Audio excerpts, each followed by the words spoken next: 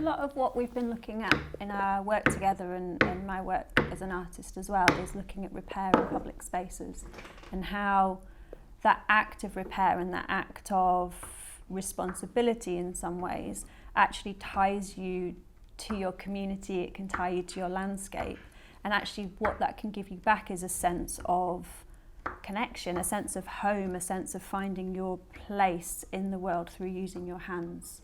And that kind of connection of using tools, using craft skills, using traditional techniques that maybe you've learnt from your parents or your grandparents or YouTube, you know, having that connection with action, the body, and physically being in a space, creating something or repairing something can give you a huge amount, as well as more widely giving other people things of a repaired, whether it's a bench in this instance or other objects in public space.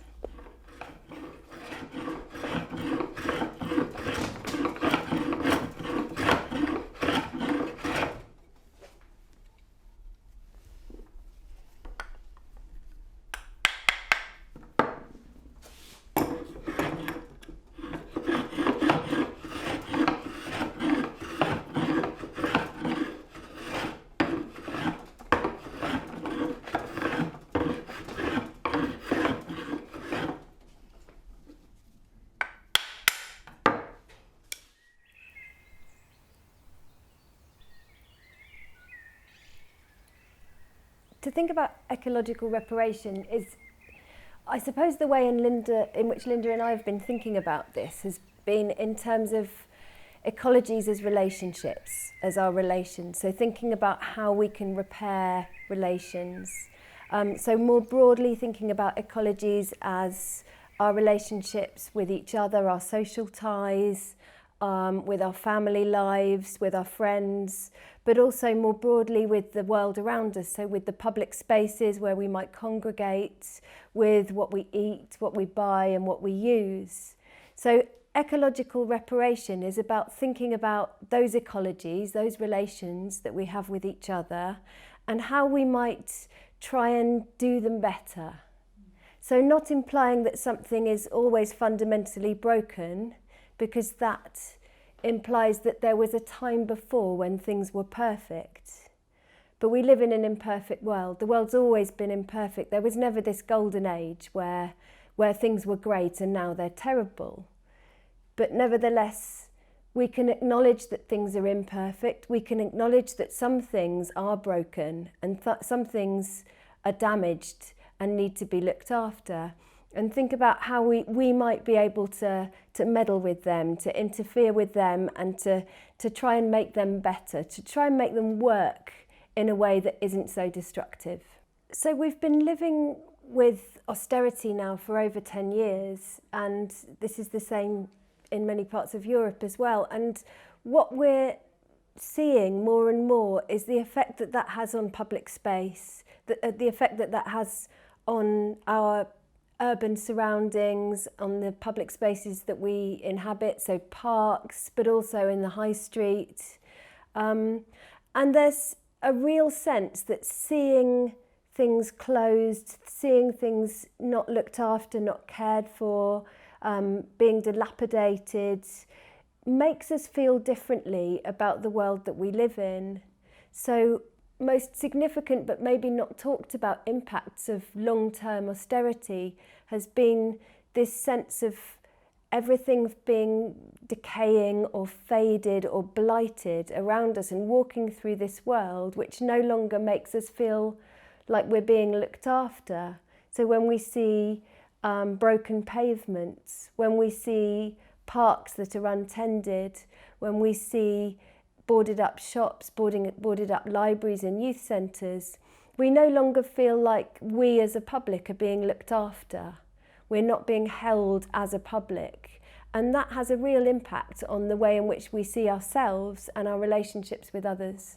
And I think what flows on from that as well is that if you're walking through an environment, whether it's a high street or whatever, with broken pavements, broken benches, boarded up shops, actually the way you would encounter something, let's say a bin that's been knocked over, would be different if actually that street was cared for and you felt held by that street. If you walk through a public space and you feel things are there and they're right and they're beautiful in a way, or they're as they should be, they're whole. If you see something out of the ordinary, you are more likely to tend to it than if everything is feeling like it's been kind of ignored. Actually, you just think, oh, it's just another thing, what does it matter? What does a bin on the floor matter actually when down this street, I've tripped over a paving stone, I can't sit down because there's no slats on the benches and all the shops are boarded up. So it's that kind of the knock-on effect of those single things adding up, and your experience walking through the street changes dramatically as each one is added on.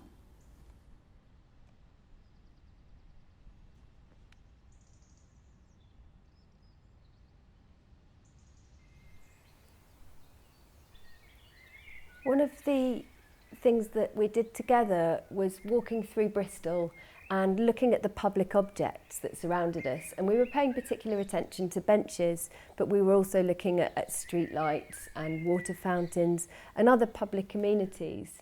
And we were having a look at the way in which they changed through the ages and the different standards of craftsmanship, the different materials that were being used, and the different senses of how important it is to provide a public object through these different time zones. So there's Victoria Park in Bristol in BS3, and it's a really beautiful park, but even the benches in that park, there's 7 different types of bench. So this is a really comfy, well-made bench, isn't it? Yeah, so part of the reason that is because you've got these thinner slats here, these 3, and then these 2 here, which rock around and rock in. So then when you're sitting, like this, it's comfortable, you can put your feet under, you've got that curve which matches the body and different seating positions. It's also wood, isn't it? So this is feeling quite warm to sit on. It feels like it's not going to be wet and cold even in the winter. Yeah, and it's infinitely repairable in some ways, so you can obviously replace particular slats, like this one here is getting a little bit towards the end of its life perhaps. And you can either repair it by adding in new pieces of wood or inlaying or however you want to do it, or you can completely just replace it by unbolting here and the 2 other points on the side and then just replacing it. So you don't have to suddenly rip up a whole bench. You've got these, these stay firm on either side. These lovely lions. Yeah, and then the middle is all kind of changeable. And then on the side of this one we've got, it's saying BC, so we've got, is that Bristol Council or Bristol City, or what is that? Probably Bristol City, I imagine. So then that's kind of locating it in this place as well, isn't it? Which is, I think that's been made, this whole bench has been made very specifically for these parks.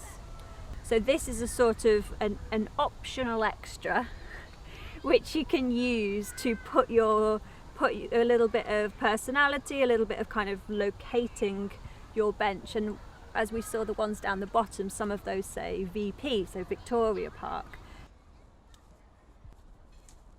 There are all these kind of extra pieces to the bench, this extra sense of being designed and feeling cared for and really kind of enjoying sitting on it. And then we've got this kind of movement from, okay, well then the arms are just basic, the next one, and okay, it doesn't kick back around the top on the next one, and slowly but surely we get to the current benches, which are metal. They don't have any wording on. Previously they'd said Victoria Park on. They're just painted black, they're very basic, they're very cold, they hold the water because they're not tilted at all. So we've kind of gone on this journey towards, don't sit down actually. Can you not wait here? Can you not spend time here? We have to do it because this is a park and we have to have benches, but actually they're going to be the minimum possible. And that's being in that space and seeing that decline actually changes how you feel in the space, and it changes how you act and how long you spend in that public park.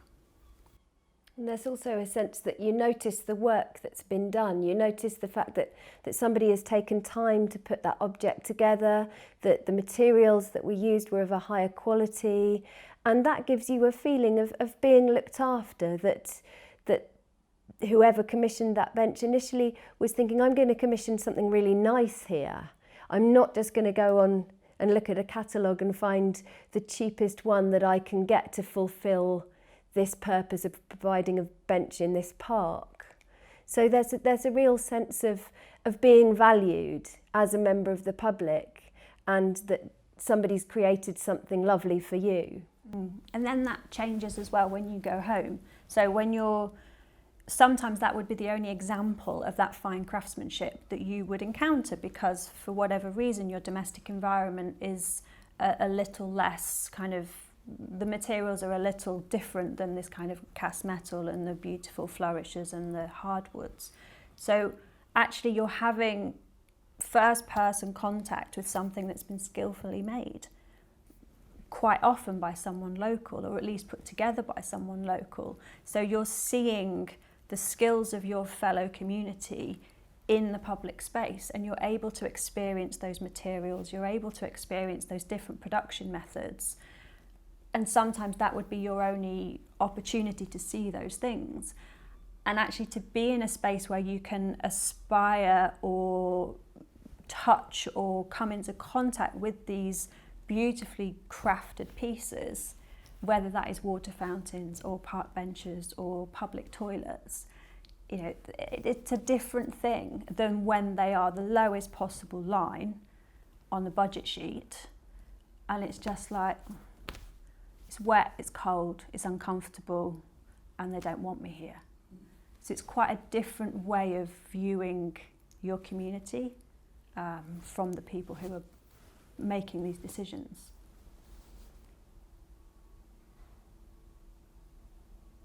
The psychologist Donald Winnicott has this concept of a holding environment, and this is to do with a much more expanded idea of care.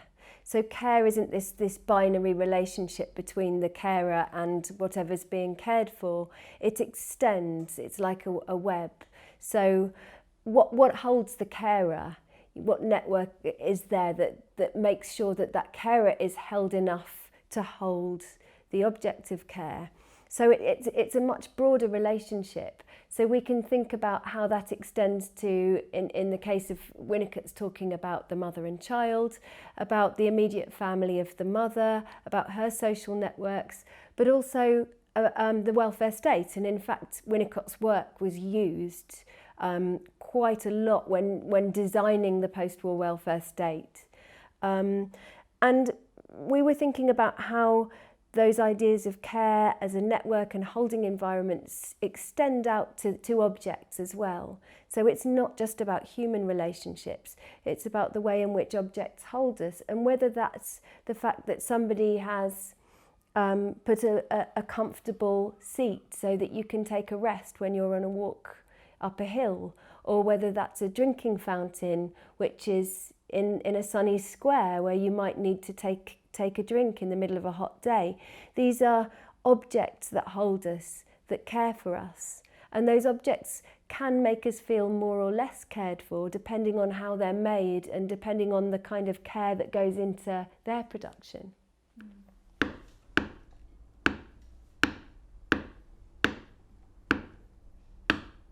When I do the acts of care, I do them anonymously. I mean, they're kind of attributed back to me eventually, but actually in the public space. Someone was asking me the other day whether when I'm repairing the benches or, you know, the letters in Liverpool or whatever else I'm doing, am I putting like a little name tag on? Which, no, I'm not. But it kind of seemed like a really funny way of thinking that you're doing something because it's about your mark and you're kind of laying your mark over the top of something. And that, for me, it just doesn't feel like the reason that I'm doing it. I prefer to do it anonymously because it's about really looking at the objects and where it exists in the public space, what country it's in, what the materials are of that country, what the local skills are, what the local crafts are, who the people are who are caring for spaces, and then using all of that research to kind of create this repair intervention. But it's very much has to come out of the place, as opposed to me having particular design ideas that I implement wherever I am, irrespective of any kind of local materials or local history. So I think there's that kind of different way of thinking about it. It's a really subtle shift of doing something to an object or doing something for an object. And it's just that very slight twist on why you do the work that you do. It's a very radical act in itself to spend time and care and devotion on an object, because it goes against all of these temporalities of efficiency and productivity, to be saying, no, I'm going to sit with this thing and I'm going to make it beautiful, and it's going to take a really long time and it's going to be painstaking. And that's a radical act in itself, because we're always being asked to be more productive with our time. We're under pressure to fit as much as we can into our day. And this is about rethinking time as well, rethinking the way we want to live our lives, and what does it do to slow down and to actually look after something in a very slow and careful and painstaking way. So all of the acts of care that I do they're based on a repair or a working in dead space, is how I kind of call them for myself, because technically what I'm doing sometimes isn't a true repair, in that I'm not making it good. I'm not making it as it was. I'm moving it forward, and I'm allowing that empty space of breakage or missing elements I'm allowing that to be somewhere I can put in care and put in love and put in also information and stories about a place. So the acts of care that I do, I kind of go and look at public spaces and look at what's missing or what's broken, or how I can kind of interact in those public spaces. And using that research, then going and visiting people and looking at the skills and materials, I'm then creating these interventions. So there's the bench repair project, and the first one was in Lisbon in 2009. And obviously with austerity in the UK, we're in a similar position now to how I saw Lisbon back then. And they've kind of been done all over the world, but each one has to be very specific to the place. And then what I'm actually doing as well is making all of the tools to create that work. In terms of recognising that public things are no longer being looked after by government or by local government, and mourning that and feeling a sense of loss for the idea of the public, which led to the creation of public things. So there's a tension between feeling sad about that and mourning a lost sense of public life, and then taking those steps to do something about it yourself. Because in a way, taking that responsibility on and saying, no, I'm going to now take care of this because nobody else is, can play into the hands of those who want to further reduce the provision of public goods. It can be a get-out clause, right? Because then the library is still being run. It's being run on a voluntary basis. It's being run by people who aren't being paid. Or the park is still being looked after because these friends of the park are taking care of the flower bed, so therefore this doesn't need to happen. So there's a tension in terms of the fact that when we take responsibility on, we might be alleviating responsibility that perhaps should be taken by others. But nevertheless, I think what we're trying to think about in terms of this ethos is it's a pragmatics. It's a pragmatics of thinking this isn't going to happen in the same way as it once did. This idea of the public has changed, and it's probably changed irreversibly. The idea of the public is shifting, the idea of what we hold in common is shifting. And then when we do that, we have to try and find a way to make things work. At the same time, taking responsibility, performing these small acts of care, having this DIY ethos towards our immediate world makes us feel part of something. It makes us into everyday custodians of our own space. And so rather than just filling a gap that maybe should be filled by somebody else, it's also about making a claim on something and saying, yes, this was made for the people and we as a people are going to look after it, while at the same time acknowledging that it would also be nice if that was looked after for us at the same time. So I think what we're seeing is an acknowledgement of the fact that the idea of the public as it once was understood has probably changed forever. And it's now up to us to try and rebuild what we hold in common, to rebuild a public on our own terms or on different terms. And that might mean that we do have to take more responsibility. But nevertheless, it's a consolation, it's a pragmatics of existence, because this is what we've got. We're in an imperfect world, we're looking at our immediate surroundings that aren't being looked after in the way that we would like them to be. And so what can we do to build that up again, to build that from below?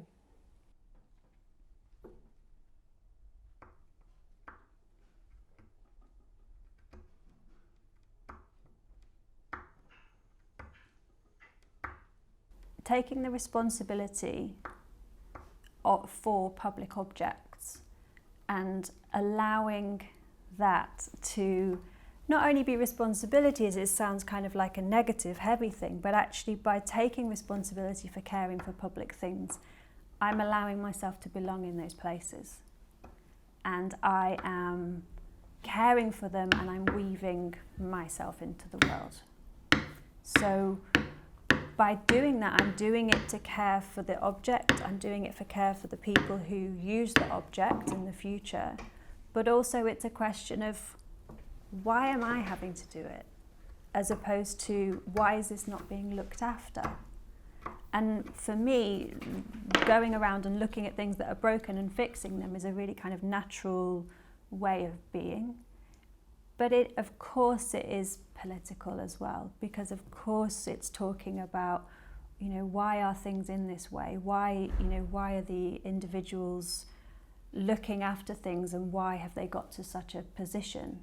But for me, looking after objects is also because the spirit of objects, the spirit of public objects especially, need looking after, and it's important that we do care for them. It's important that we do claim those spaces, because if we don't claim them and look after them, they can be taken away. Whereas if we are public and caring and responsible, or partly responsible for these kind of community spaces, we also have a sense of ownership when someone tries to move it or make it smaller or change it.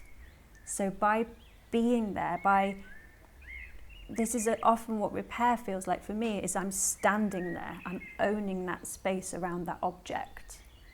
And so if we are all doing that, the space is full and it can't be made smaller or made private or sold off or changed, because we're all standing there taking ownership of it.